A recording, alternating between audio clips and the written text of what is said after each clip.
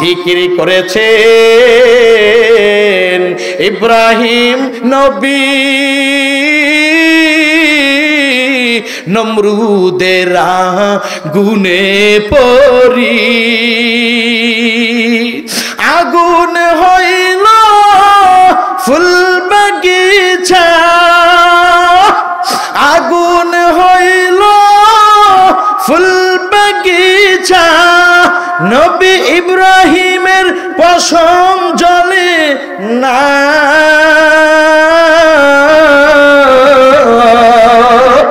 हमेशा जिक्र कर मुमिन गाफिल तैको ना हमेशा जिक्र कर मुमिन गाफिल तैको ना जिक्र करेছেন নবী ওলি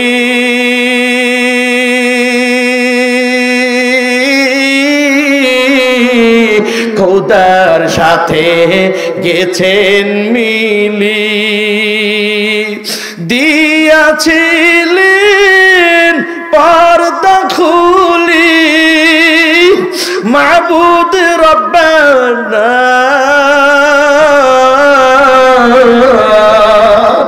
हमेशा जिक्र कर मुमिन गाफिल तैको ना हमेशा जिक्र कर मुमिन गाफिल तैको ना जिक्र করেছেন মুসা নবী তুর পাহাড়ে গেলেন চলি খোদার নূরে পাহাড় জলে নবী মুসা জলে না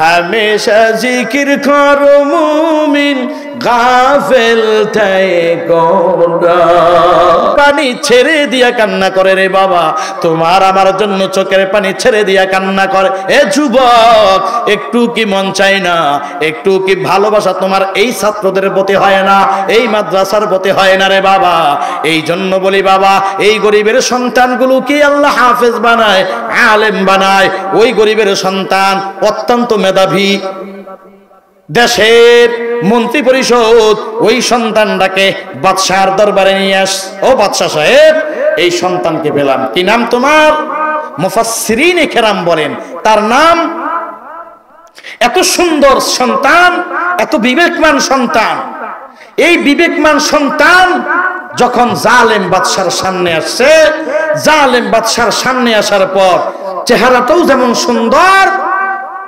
দেখতেও বড় ভদ্র আদবওয়ালা সন্তান বাদশার মনটা খুব ভরে গেল বাদশা ডাক দিয়া কয় ও মন্ত্রী পরিষদ শুনে নাও আমি আজ থেকে ঘোষণা করে দিলাম তোমরা যেমন বেতন ভাতা পাও আমার সরকারি তহবিল থেকে এই সন্তানটাও সরকারি তহবিল থেকে আজ থেকে তার বেতন ভাতা চালু করা হবে এ সন্তান শুনে নাও আজ থেকে তুমি এই সরকারি তহবিল থেকে বেতন পাবা আর তোমার কাজ হলো এই জাদুঘরের কাছে এসে নিয়মিত তুমি ক্লাস করবা সকাল থেকে সন্ধ্যা পর্যন্ত ক্লাস করবা এই জাদুঘরের চূড়ান্ত বিদ্যা তুমি অর্জন করবা সন্তান ডাক দিয়া কই লাব্বাইক কোনো টেনশন নাই ও বাদশা আমি আজ থেকে রাজি হয়ে গেলাম সন্তান মাশাআল্লাহ এখন নিয়মিত ক্লাস শুরু করে দিল সন্তান সকালবেলা বাড়ি থেকে ক্লাস করার জন্য রওনা হয় আবার সন্ধ্যাবেলা ক্লাস শেষ করে বাড়িতে দিকে ফিরে যায় বিবেকমান সন্তান তো হঠাৎ করে একদিন যেই রাস্তা দিয়া ক্লাস করার জন্য আসতেছে ওই রাস্তার পাশে একজন দরবেশ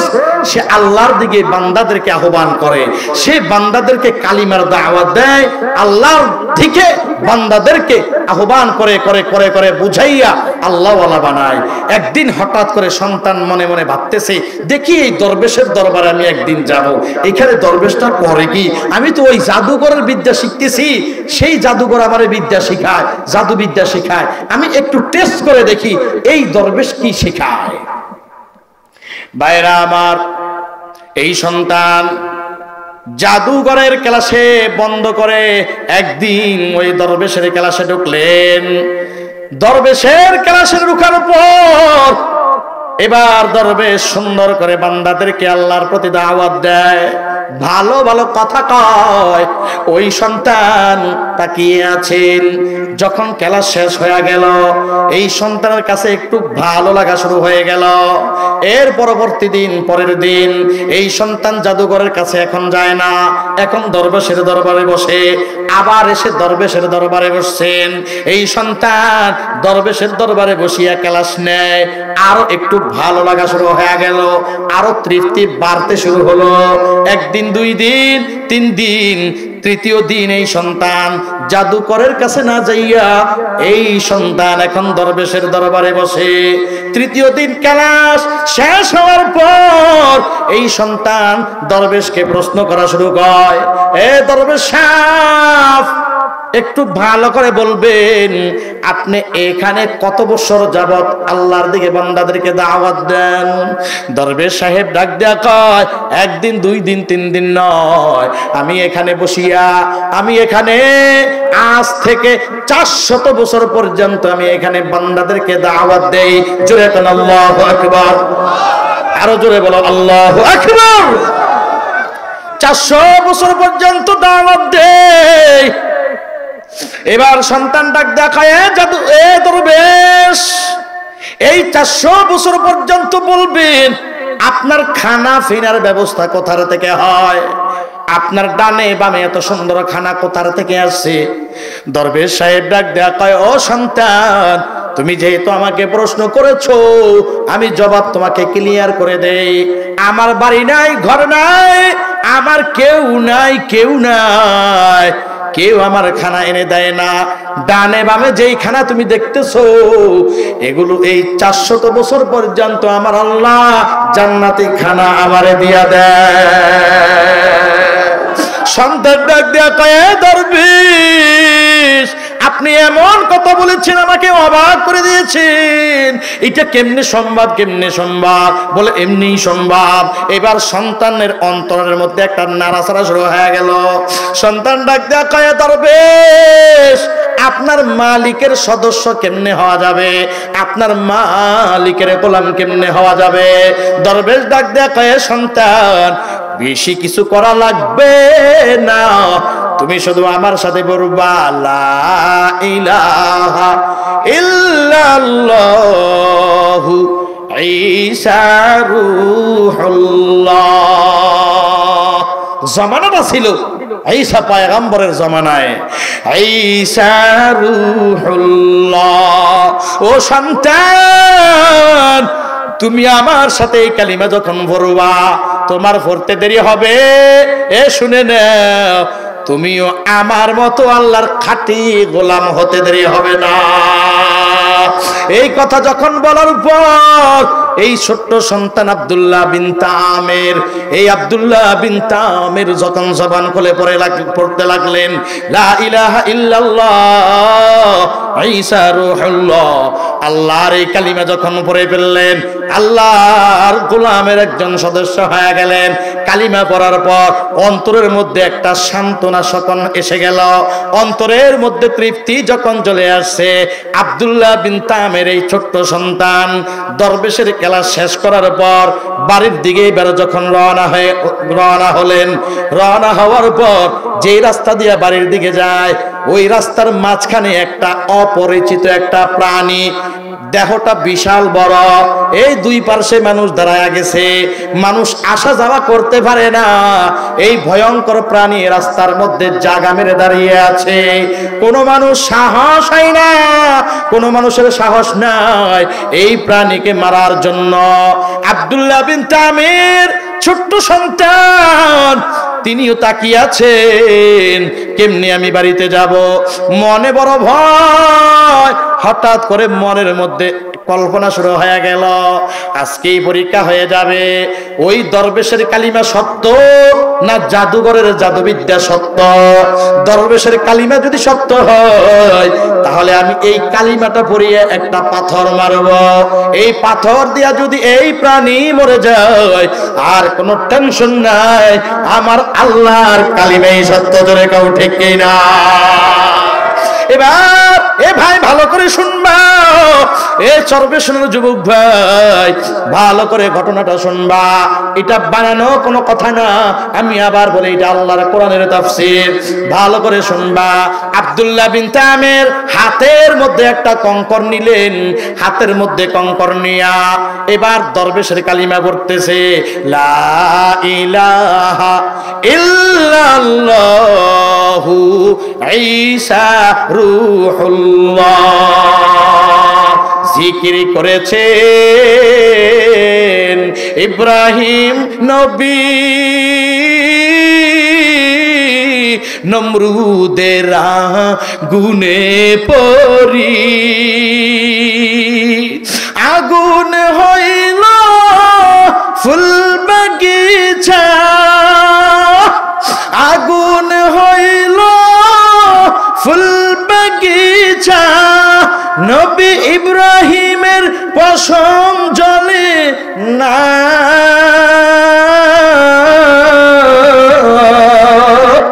হামেশা জিকির কর মুমিন গাফেল তাইকো না, হামেশা জিকির কর মুমিন গাফেল তাইকো না। জিকির করেছেন নবী ওলি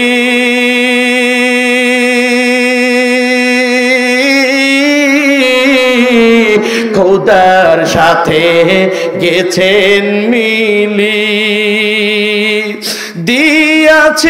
দিয়াছিলেন পর্দা খুলি মাবুদ রব্বানা।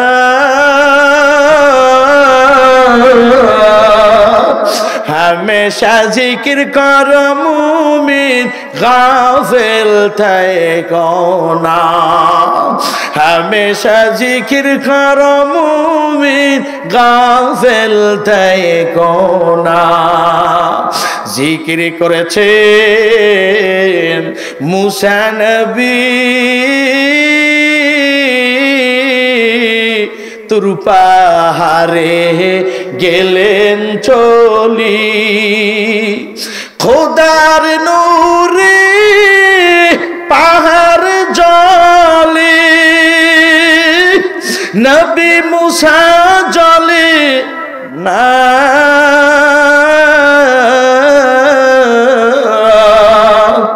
হামেশা জিকির কর মুমিন গাফেল থাইকো না। এ মুমিন ভাই, মাওলা পাকের জিকিরের বড় দাম। এ যুবক ভাই, এ চরপেশনের মুসলমান পর্দানিশি মাগো মা, হাতে কাজ করো, মাওলার জিকির করো।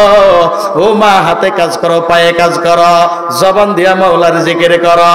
এ যুবক ভাই, এই জিকির কোনো দরবারের জিকির না, এই জিকির কোনো আক্রোশের দরবারের জিকির না, এই জিকির কোনো উজানির দরবারের জিকির না, এই জিকির কোনো চরমনায়ের দরবারের জিকির না। একটু পাওয়ার দিয়া বলবা এই জিকির হলো কার? আরো জোরে বলো কার? অতএব বন্ধুগণ, জিকির করবা, এই জিব্বা জিকির দিয়া ভিজাইয়া রাখবা, এই জিব্বা জিকির দিয়া তরুতাজা রাখবা। মায়ার নবী বলেন, এই জিকির করনেওয়ালাদেরকে আল্লাহ স্পেশাল জান্নাত দিবেন। আল্লাহ বলবেন, ও ফেরেশতা, যারা জিকির করেছে এদেরকে দাঁড়াও, এদেরকে সিরিয়াল দাও। এই বান্দাগুলার আজ কোনো হিসাব নেওয়া হবে না। যাও, আমি আল্লাহ ঘোষণা দিয়ে দিলাম, বরং এদেরকে হাসতে হাসতে জান্নাতের দিকে ঢুকতে দাও। এর যুবক ভাই, এই জন্য বাবা জিকির হারা হইয়া যাইও না, জিকির দিয়া জিব্বাটারে তরুতাজা রাখবা। মাওলা পাকের জিকির যখন সুযোগ হয় তখনই করবা। শুধু জিকির ইল্লাল্লাহ লা ইলাহার জিকির না, নামাজ পড়ো জিকির, এটাও একটা জিকির। কোরআন তেলাওয়াত করো জিকির, এই কোরআনের বয়ান শোনা জিকির। এই আল্লাহর বান্দা, ধর্মীয় যেই কোনো কাজ করবা সব জিকির, সব আল্লাহর ইবাদত, সব জিকিরের আওতায়। এই জন্য সব নিয়ত করবা, আমি ইবাদত করি আল্লাহর, জিকির করতেছি আল্লাহর। যখন যা সুযোগ পায় শুধু মাওলার গুণগান গাইবা। আব্দুল্লাহ বিন তামির হাতের মধ্যে কঙ্কর লইয়া যখন সেই মাওলা পাকের কালিমা যখন তেলাওয়াত করলেন, কালিমা বলিয়া ওই কঙ্করের মধ্যে ফু দিলেন। ফু দিয়া যখন এই বিশাল বড় দাব্বাতুল আরদ, এমন একটা জমিনের প্রাণী, কেউ এটারে চিনে না, অত্যন্ত ভয়ঙ্কর, মারাও যায় না। এই বিশাল বড় প্রাণীটাকে ছোট্ট একটা মাটির চাকা লইয়া যখন কালিমা বলিয়া ফু দিয়া যখন নিক্ষেপ করলো, এ সর্বসনবাসী শুনে নাও, মারতে দেরি হয়, বিশাল বড় প্রাণীটা জায়গার মধ্যে পড়ে মারা যাইতে দেরি হয় না। কদের কুদরত দারি বার কামাল, আনতা রব্বি আনতা হাসবে জুল জালাল, তুহি কাদের জালিলুল্লাহ জাহাদার, বহর হালে তুহি মেরা নিগাহদার। এ মুমিন ভাই, যখন ছোট্ট সন্তান আব্দুল্লাহ বিন তামির এই চাকা মারলেন, ওই জায়গার মধ্যে পড়ে মারা যায়। আব্দুল্লাহ বিন তামিরের বুঝার বাকি নাই, আমার মহান মালিক, আমার আল্লাহর মতো সত্য কেউ নাই, আমার আল্লাহর কালিমাও সত্য, আমার আল্লাহও সত্য, আর দুনিয়ার তন্ত্র মন্ত্র কোনো কাজ হবে না, এই দুনিয়ার তন্ত্র মন্ত্র দিয়ে কোনো কাজ হবে না। এখন শুধু মাওলার গুণগান গাবো, এখন শুধু কার গুণগান গাবো জোরে কম, এখন শুধু মাওলার গুণগান, এখন শুধু মাওলার গুণগান, আমার মাওলা ছাড়া আর কোনো গুণগান নাই। এখন শুধু কালিমার জিকিরে গাবো।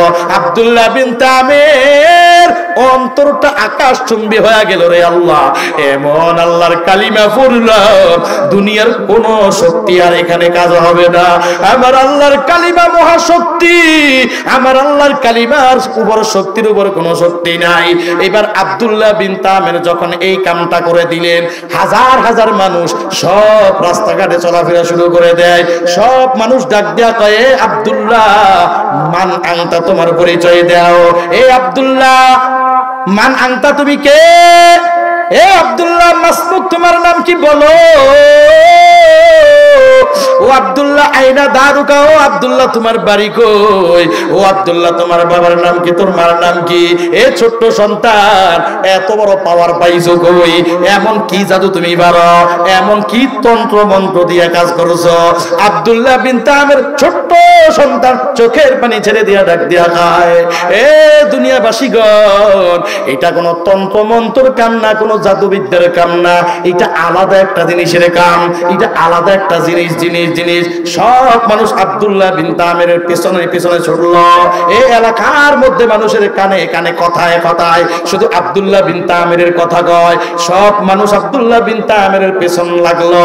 এবার শুধু তাই নাই, আব্দুল্লাহ বিন তামিরের কাছে, এই ছোট্ট সন্তানের কাছে যত বড় রোগ হোক, যত বড় রোগী হয়, এই ক্যান্সারের রোগী যার ক্যান্সার নাই, কোনো সমস্যা নাই, এই ক্যান্সারের রোগীটারও যদি আব্দুল্লাহ বিন তামিরের কাছে নেয়, শুধু ফুল দিতে দেরি হয়, আমার আল্লাহ তাকে ভালো করতে দেরি করে না। গোটা এলাকার মধ্যে শুধু তার সুনাম, তার সুনাম, কোনো কথা নাই। শুধু আব্দুল্লাহ বিন তামির, বরং জন্ম অন্ধ, যার চক্ষু নাই, ওনারও যদি আব্দুল্লাহ বিন তামিরের কাছে নিয়ে আসছে, এই ছোট্ট সন্তান শুধু হাতটা বুলাইয়া দিছে, সাথে সাথে আল্লাহ চোখ ভালো করে দিয়েছে। এই কথা গোটা মন্ত্রী পরিষদের মধ্যে চলে গেল। আই হায়, গোটা দেশের মধ্যে কথা ছড়ে পড়ে গেল। এক পর্যায়ে ওই মন্ত্রী পরিষদের মধ্যে একজন জন্ম অন্ধ মন্ত্রী আছে। কি অন্ধ? জন্ম অন্ধ একজন মন্ত্রী, যার চোখ নাই, কোটি কোটি টাকার মালিক। হাই হাই, এই দেশের মন্ত্রী গো এই পরিমাণ টাকা। হাই হাই হাই হাই, এগুলা কি বলবো আর দুঃখের কথা, আপনারা সবাই জানেন, আর কিছু বলার নাই। হাই হাই, কোটি কোটি টাকার মালিক হয়ে গেল, শুধু দায়িত্ব পেতে দেরি হয়, লন্ডন বাড়িঘর হতে দেরি হয় না। জোরাগান ঠিক না? মানুষ খেতে না পেরে, এই কিছুদিন আগের ঘটনা, সোনার দেশে, আমার সোনার বাংলাদেশে এক পরিবারের 4 জন সদস্য গলার মধ্যে ফাঁস দিয়ে মারা গেছে। কেন? হত দরিদ্র, খানার অভাব, টাকার অভাব, যেই দিকে তাকাই সেই দিকে শূন্য দেখে সর্বশেষ বেছে নিল মরণ। বলে আমি একা মরবো না, আমার গোটা পরিবার নিয়ে আমি মরে যাই। আমি মরে গেলাম, আমার পরিবারকে দেখবে কে? কাজটা তো করছে ঠিক, কিন্তু কেন করলো? আজকে আমার সোনার দেশে কত মানুষ না খেয়ে জীবন দিয়ে দেয়, অথচ সরকারি ছোট্ট থেকে ছোট্ট একটা চাকরি পেতে দেরি হয়, তার দালান কোটা হতে দেরি হয় না। জোরে কাউ ঠিক কি না? সেই দেশে বসবাস করি আমরা। আসমান থেকে মনে হয় ফেরেশতারা তার বিভিন্ন ধরনের আসমান থেকে ফেরেশতারা তাকে টাকা পাঠায়া তার ব্যাংক ব্যালেন্স ভারী করে দেয়, মনে হচ্ছে চলে যায়। বলা যায় না, মরণ তো সত্য, আমার তো একদিন মরতে হবে বাদশাহ। আমি আপনাকে একটা পরামর্শ দেই। বলে কি পরামর্শ? বলে আপনার এই দেশ থেকে একজন বিবেকমান, বুদ্ধিমান, প্রতিভাবান একজন সন্তানকে আমার কাছে দিবেন। ওই সন্তান নিয়মিত আমার কাছে ক্লাস করবে, আমার যত জাদুবিদ্যা আছে সব আমি তাকে শেখাইয়া দিব। আমি চলে যাওয়ার পরও আপনার দেশ ওই সন্তানের জাদুর বিদ্যা দিয়ে আপনার দেশ আপনি চালায়া যাবেন। বাদশা কই, খুব চমৎকার কথা বলছেন তো আপনি। ঠিক আছে, আমি আজ থেকে মহামান্য আদালতকে সামনে রেখে, মন্ত্রী পরিষদ দেখে সব মন্ত্রীদের সামনে বললাম, মন্ত্রী সাহেবগণ শোনো, গোটা রাজ্যের মধ্যে এলান করে দাও, একটা সন্তান চাও, বিবেকমান সন্তান, বুদ্ধিমান, প্রতিভাবান একজন সন্তান লাগবে। ওই সন্তানকে আমার দরবারে হাজির করবা। ওকে সরকার থেকে সমস্ত তহবিল, সরকার থেকে সব ভরণ পোষণ তাকে দেওয়া হবে, তার কোনো টেনশন নাই। বাদশাহ যখন ঘোষণা করে দেয়, এ মন্ত্রী পরিষদ গোটা রাজ্যের মধ্যে এলান করে দেয়, আমাদের রাজ্যের মধ্যে এমন একজন সন্তান কোথায় আছে বের করে দাও। গোটা রাজ্যের মধ্যে এলান হয়ে যায়। এলান হওয়ার পর একটা সন্তানের পরিচয় পায়। এ অত্যন্ত বিবেকমান সন্তান, অত্যন্ত গরিবের সন্তান। দেখবেন বড়ওয়ালার সন্তানের তুলনায় গরিবের সন্তানের মেধা কম না বেশি? আরো জোরে কর। এ সারা বাংলাদেশ হিসাব করে, সারা বাংলাদেশের দিকে নজর করে তাকাও, যত হাফেজে কোরআন হয়েছে, এ যত আলেম হয়েছে, যত মুফতি হয়েছে, যত মুহাদ্দিস হয়েছে, যত বক্তারা বক্তাগিরি করে বয়ান করে, তাকাইয়া দেখবা একদম ধনীর সন্তান না, সব হলো গরিবের সন্তান। জোরে কোন ঠিক কিনা? সব হলো গরিবের সন্তান, সব হলো দিনমজুরের সন্তান।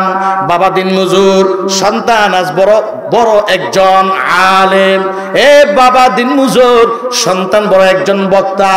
এ বাবার দিনমজুর, সন্তান মসজিদের ইমাম। এরে বাবা শুনে নাও, টাকাওয়ালার টাকার মধ্যে ভেজাল, গরিবের শ্রমের মধ্যে কোনো ভেজাল নাই। ঠিক কিনা বলো? আজকে এই নুরানি খাদিমুল ইসলাম নুরানি মাদ্রাসা, এই মাদ্রাসার মাঠে রে বাবা কোরআনের মাহফিল। ও যুবক ভাই শুনিয়ালান হত মর্দে মুসলমান, এক হাত মে তলওয়ার है এক হাত মে কুরআন, তৌফিক से होते है ये नेमत की खजीना, हर मर्द की ताकत की और है निशाना। ए मुसलमान गो, আমরা দুনিয়ার কাউকে ভয় পাবো না। একটু আওয়াজ দিয়া বলবেন, দুনিয়ার কাউকে আমরা ভয় পাই না। একটু ভালো করে পাওয়ার দিয়া বলেন, ভয় পাবেন কাকে? আরো জোরে বলো, কাকে ভয় পাবো? একমাত্র কাকে? দুনিয়ার কোন চক্রাঙ্গানিকে আমরা ভয় পাই না। দুনিয়ার আমেরিকার শক্তিকে ভয় পাই না, রাশিয়ার শক্তিকে ভয় পাই না, ওই ভারতের চক্রাঙ্গানিকেও আমরা ভয় পাই না। আমরা মুসলমান, আমরা বীরের সন্তান, আমরা মুসলমান মরতে শিখছি। এ বেঈমান, তোমরা মরণকে ভয় পাও, আমরা মরণকে ভয় পাই না। আমরা যদি মরতে চাই, আমার আল্লাহ আমার জন্য সামনে জান্নাত রাখছেন। এ বেঈমান, তোরা যদি মরতে চাও, তোদের জন্য জাহান্নাম রাখছে। তোরা মরণকে ভয় পাও, আমরা মুসলমান মরণকে ভয় পাই না। আমরা দুনিয়ার কোনো কামানকে ভয় পাই না, দুনিয়ার কোনো মহাশক্তিকে ভয় পাই না। আমরা শুধু ভয় পাইয়া চলি আমার আল্লাহকে। জোরে কাউ ঠিক কিনা? এ মুসলমান গো, এই কোরআনের ময়দান থেকে সিংহের মতো গর্জন দিবা। এই কোরআনের ময়দান, এটা মুসলমানের ময়দান, এটা কোরআনের ময়দান, এটা আল্লাহ বলার ময়দান। এই ময়দান থেকে সিংহের মতো গর্জন দিবা। এই এলাকায় যত বেঈমান থাকবে এদের শরীরের মধ্যে কম্পন শুরু হবে। মুসলমান আওয়াজ দিতে জানে, মুসলমান সামনে আগাতে জানে, মুসলমান ফিসবা হতে চায় না, মুসলমান পিছনের দিকে হতে না, মুসলমান সামনে আগাই তো আগায়। মুসলমান কাউরে ভয় করিয়া পরোয়া করিয়া সামনে আগায় না। মুসলমান আল্লাহর উপর আস্থা বিশ্বাস রেখে আল্লাহর উপর ভরসা করে মুসলমান শুধু সামনে আগাইয়া যায়। জোরে কোন ঠিক কিনা? সারফেশনের যুবক, এই জন্য বাবা অন্তরটারে শক্তি দাও, অন্তরের মধ্যে সাহস ঢুকাও। তোমরা বীরের এই সন্তান, মুসলমানের এই সন্তান, দুনিয়ার কাউর চক্রাঙ্গানিতে ভয় পাইবা না। হক কথা সামনে বলে যাইবা। কালিমাতু হক্কিন ইনদা সুলতানিন জাইরিন, মায়ার নবী বলেন জালেম বাদশার সামনে একটা হক কথা যদি বলতে পারো, আমার মায়ার নবী বলেন তোমাকে শহীদের মর্তবা দেওয়া হবে। হে মুসলমান, এই জন্য বলি রে বাবা, এই সুন্দর ঘটনাটাকে মায়ার নবীকে আমার আল্লাহ সান্ত্বনা দিয়া বুঝাইয়া দিলেন। চারটা শপথ করিয়া এবার সামনে সুন্দর আলোচনা। মুসলিম শরীফের হাদিস, লান্ডা আরবি ইবারত হাদিস, ওই হাদিসের ব্যাখ্যাটা আপনাকে বলবো। সূরা বুরুজ খুলবেন, সূরা বুরুজের মধ্যে কুতিলা আসহাবুল উখদুদ, এরপরে মারিফুল কোরআন খোলেন। কত সুন্দর ব্যাখ্যা করে তাফসীরটা টেনেছেন। ও বাবা, বানানো কোনো কথা নাই, কোন বক্তার বানানো বক্তব্য না, দুনিয়ার কোন বক্তার এটা বানানো কোনো বক্তব্য না, দুনিয়ার কোন আলেমের বানানো কথা না, এটা সরাসরি আল্লাহর কোরআনের তাফসীর। জোরে কোন ঠিক কিনা? কুতিলা আসহাবুল উখদুদ, আল্লাহ কয় কুতিলা, আমি হালাক করে দিয়েছি, ধ্বংস করে দিয়েছি, ধ্বংস হয়ে গিয়েছে, হালাক হয়ে গিয়েছে। কারা কারা? আসহাবুল উখদুদ, গর্ত খনন করনেওয়ালাদেরকে। যারা গর্ত খনন করে লক্ষ লক্ষ টুপিওয়ালা দাড়িওয়ালা ইমানদারদেরকে আগুনের মধ্যে ফালাইয়া মেরেছে, শহীদ করেছে। আমি ওই জালেমদেরকে সমলে ধ্বংস করে দিয়েছি, ওই জালেমদেরকে হালাক করে দিয়েছি। আল্লাহ কয় আজ এই দুনিয়াতে যারা টুপিওয়ালার বিরুদ্ধে যাবে, যারা ওলামায়ে কেরামের বিরুদ্ধে যাবে, যারা মাদ্রাসা মসজিদের বিরুদ্ধে যাবে, আমি আল্লাহ এদেরকেও ধ্বংস করে দিব। জোরে কও ঠিক কিনা? আরো জোরে বলো ঠিক কিনা? ভাইয়েরা আমার, সতর্ক হতে হবে। এই তাফসীর থেকে বহু কিছু বুঝার আছে। আল আকিদু তাকফিহিল ইশারা, বিবেকমানকে একটু বুঝাইয়া দিলেই চলে, ইশারা করলেই বিবেকমান বুঝে যায়। হে মুমিন ভাই, অতএব আল্লাহ কয় আমি যখন যাকে ধরি ওরে আমি 40 মিনিট সময় বেঁধে দেই। 40 মিনিটের মধ্যে দুনিয়া ছাড়তে হবে, এই মঞ্চ ছাড়তে হবে। এই কথা বলে কি বুঝাইলেন? আল্লাহ কয় আবারও যারা এসে এই গদির মধ্যে বসে, এই গদির মধ্যে বসে জুলুম নির্যাতন চালাইয়া যাবা, জনগণের প্রতি জুলুম নির্যাতন করবা, আমি আল্লাহ তোমাদেরকে 20 মিনিট সময়ও দিব না, তোমাদেরকেও আমি আল্লাহ ওইভাবেই সাইজ করে দিব। জোরে কেউ ঠিক কিনা? অতএব ভাইরা আমার, বুকে সাহস নিয়ে সামনে আগাবেন। হক কথা বলতে কোনো দ্বিধা নাই, হক কথা বলতে কোনো ভয় নাই। আমরা সবাই কাকে ভয় করি? আল্লাহকে। আরো জোরে কর আল্লাহ। এই যুবক ভাইরা জোরে কর আল্লাহ। আল্লাহ সব ভাইকে হেদায়েত দান করুন। আমিন। আরো জোরে কর আমিন। আল্লাহ কয় কুতিলা আসহাবুল উখদুদ, কারা কারা কারা পরীক্ষা খনন করেছে, কারা গর্ত খনন করেছে, এদের বিস্তারিত আলোচনা করেই শেষ। মুনাজাতটুকু দিয়ে বাড়ির দরওয়াজায় চলে যাবেন। পারবেন তো ইনশাআল্লাহ? ভাইরা আমার, আল্লাহর পয়গম্বর দুনিয়াতে আসার 90 কিংবা 91 বছর আগে একজন জালেম বাদশাকে আল্লাহ ক্ষমতা দিয়েছেন। ওই জালেম বাদশা ক্ষমতা পাইয়া এলাকার মধ্যে, দেশের মধ্যে জুলুম নির্যাতন শুরু করে দেয়। জুলুম নির্যাতন শুরু করেছে ওই জালেম বাদশা। তদানীন্তন সময় ওই জালেম বাদশা তিনি রাষ্ট্র চালাইতো একজন জাদুকরের জাদুবিদ্যা দিয়া। তদানীন্তন সময় জাদুর খুব চতুর্দিক থেকে শুধু জাদু জাদু জাদু দিয়ে দেশ চালায়। একজন জাদুকরের জাদুবিদ্যা দিয়া ওই জালেম